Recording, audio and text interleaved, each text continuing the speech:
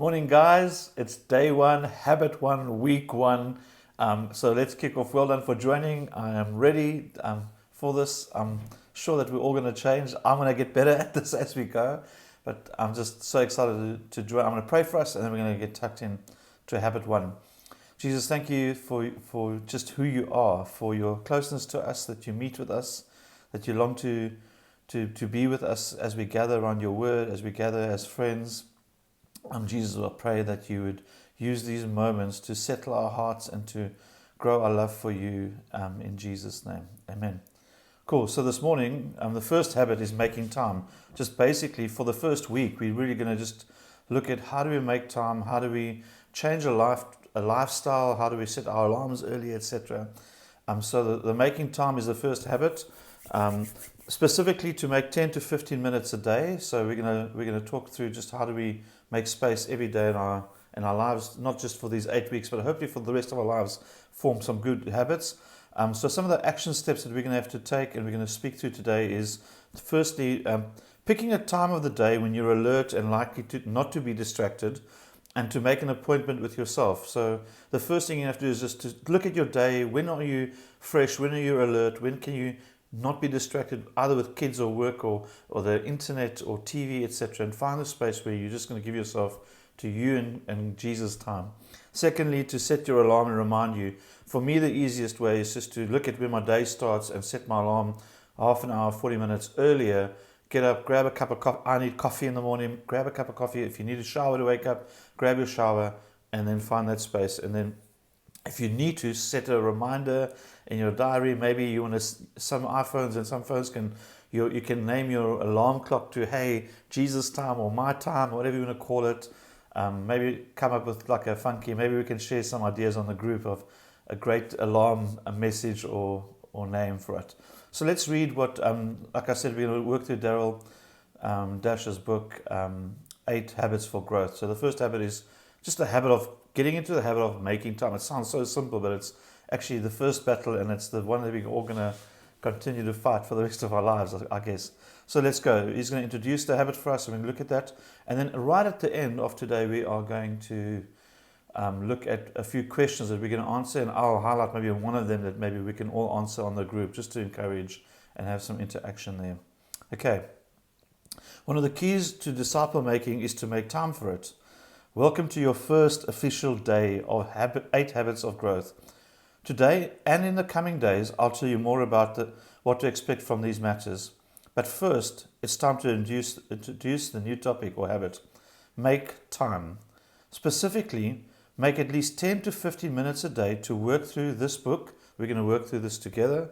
And once you've done this, continue practicing this habit in growth.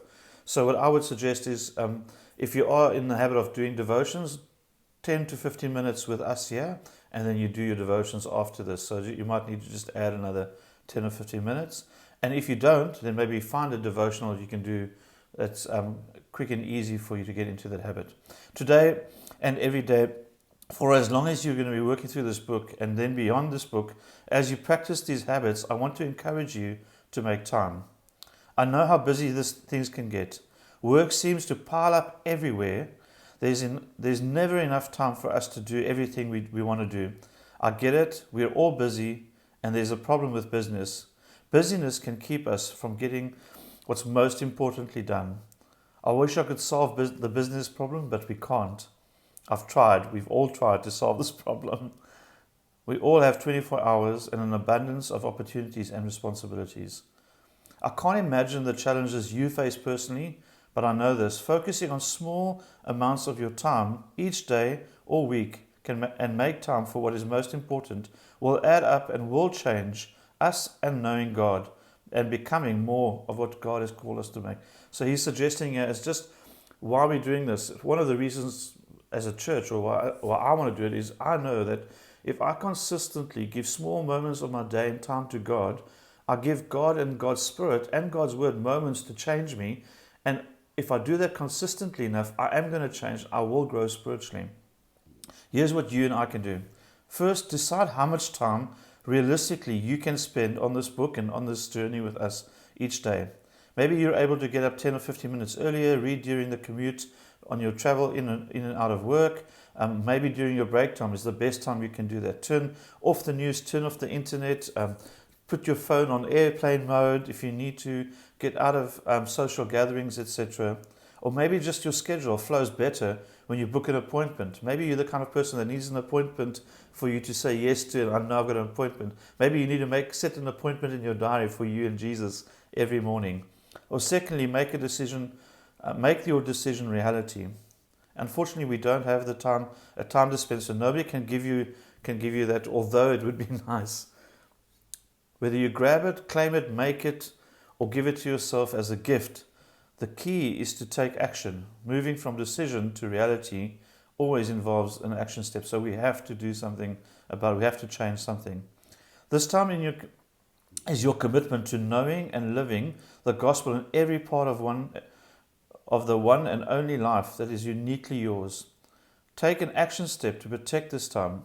Change the wake-up time on your phone. Make a recurring appointment in your calendar. Post a reminder or tell a friend or family member about your decision. So part of having the group, so Claire and I are doing this, so we are encouraging each other. I'm telling Claire, hey, it's time to get up, or she's encouraging me not to drop the ball on here. And I think on the group, maybe not on the big WhatsApp group, maybe there's 3 or 4 in the life group doing it. You can hold each other accountable and encourage each other. By the way, if you don't know what will work best for you, I encourage you to try different suggestions. Mentioned or come up with a few ideas of your own, and expect and then experience all these different things. So see what works for you. If the early morning doesn't work for you and you think there's a great lunch hour where you can really get quiet and solitude before God, then maybe try that. Maybe don't do what everybody else does. Do what works for you. The idea here is that you find a rhythm in your life that is healthy and is workable for you. The last thing we want to do is try and turn a non-morning person into a morning person, etc., vice versa. Speaking of what works well, let's take a moment to set some healthy expectations. Discover what works well for you means that sometimes you will discover what does not work for you. And if you miss a day or so in the schedule on this journey, what we don't want is self-criticism. We don't want you to load yourself with, oh, I failed, here I go again, I'm just going to give up. No. Instead of giving up, why don't you, instead of that, take a moment to acknowledge the reality and set a new appointment time and carry on. So just, if it didn't work and you're struggling, just find another gap, find another moment. It's called the clean slate policy. It's God's policy. It was what Jesus made possible for us, the second chance that we get another go at this thing. And it's a great rule in life, not just for this journey, is we press the reset button and we start again, we go again. How do these habits work? Okay, let's look at how these habits work. Here's a little bit about how the habits work and will work for us. In total, I'll give you 8 new habits to practice, but don't worry, we'll build one at a time, so we're not getting all 8 in one go. The habits are designed to be simple and doable. You get to decide how to apply each one of these habits to your life. Over time, these small habits add to become something big, or becomes a big change in your life. Each habit has 5 lessons, 5 sets of questions, and a review. Okay, we're not going to do the review because it's basically a summary of this. So maybe you, instead of us doing a review, you would like to have a journal, and as we go through, or I go through the book, you just write 1 or 2 things that stood out for you in the lesson or challenged you. You can do them in 1 week, or we're going to do it 1 week at a time, so 5 days per habit. The important thing is to take your time and to build on these habits. Remember that they are building blocks, so we're starting with the foundational one today of just making time. And for 5 mornings or 4 mornings after this, we're going to just investigate and work on the habit of just disciplining and getting to our time. I want 8 habits of growth to fit into your life. This is Daryl Dash speaking. Obviously, it will take time, and the goal is to make it sustainable. Start small and then build on them. So the idea is, we're not going to gym and trying to run a marathon in the first session. No, we're going to start with running until we can't run anymore, whether it's 2Ks or 3Ks, and we're going to build on it like that. So let's get started. The first habit is about settling, is to get settled in. I'll introduce you to the overall approach and put some important pieces in place for you. So today's a bit longer because there's a bit of an introduction. For today, simply or smile, relax, and just drop in with this group. So what to do today? First, we're going to ask I think he's got 3 or 4 things that we're going to do here. We're going to do 4 things that he's encouraging us to do today. First, we're going to ask God to help us. So after this video, spend some time just saying, Lord, would you help me do this? Would your Spirit help me? We're not doing this journey on our own. Secondly, choose your pace. So we've chosen the pace. We're going to go 5 mornings a week for 8 weeks. That's our pace. Set aside the 10 to 15 minutes. So we've asked you to do, we've done that. And then join others. In other words, the WhatsApp group, and maybe your life group could do that. And I would add just a 5th thing, set a consistent place, a spot in your house. I found it's easy if I know that's the spot I'm going to sit and I'm going to do my devotions and I'm going to hang with Jesus. It's just when I arrive there, I know what I'm there to do. We're all creatures of habit. And then he has some questions that he's got for us for today that we're going to just work through. First of all, and maybe we'll read all 4 and then I'll highlight one for us to just drop, or on the group you can share just one of your, this is the one we're going to answer together. What do you want to get out of 8 habits of growth? So what is your expectation from this journey that we're going to be on for the next 40 mornings?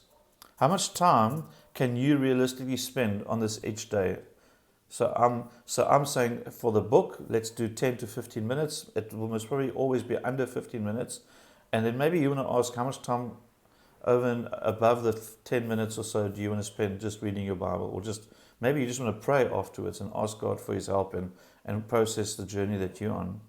Thirdly, as you look ahead in this week, what things could you get in, or what things could get in the way? So just you kind of look at your week and you go, what things could get in the way of me spending my time in the morning? That's why, again, for me, and it's just personal, I'm not a morning person, but I do know if I get up intentionally early in the morning, have a shower, and a cup of coffee, I'm a much better person. I'm awake, I'm alert, I can take in. So I'm setting my alarm earlier to do this. And fourthly, what action step will you take today to make time and stay on track for the 8 weeks that we're joining? So just think through those. Maybe the one on the group that I want to invite you all to share is, why don't we all think about it, and then it's Monday morning, so don't rush it, but when you're done, what is maybe 1 or 2 things that you personally would like to get out of this journey? What are you hoping will happen? I know that some of you have already on the group shared, I'd like to get closer to God, which is amazing. That's the main purpose. The closer we get, remember we said this is all about abiding in Christ and staying in Christ. So I trust that works for you. Praying for you. Pray that these habits are a joy, that God gives you the grace and He oils the cogs of your heart and also your life rhythms for you to be able to stick it out. Well done. Day 1 done. Congratulations. We'll see you tomorrow morning for day 2. Have an amazing, amazing Monday.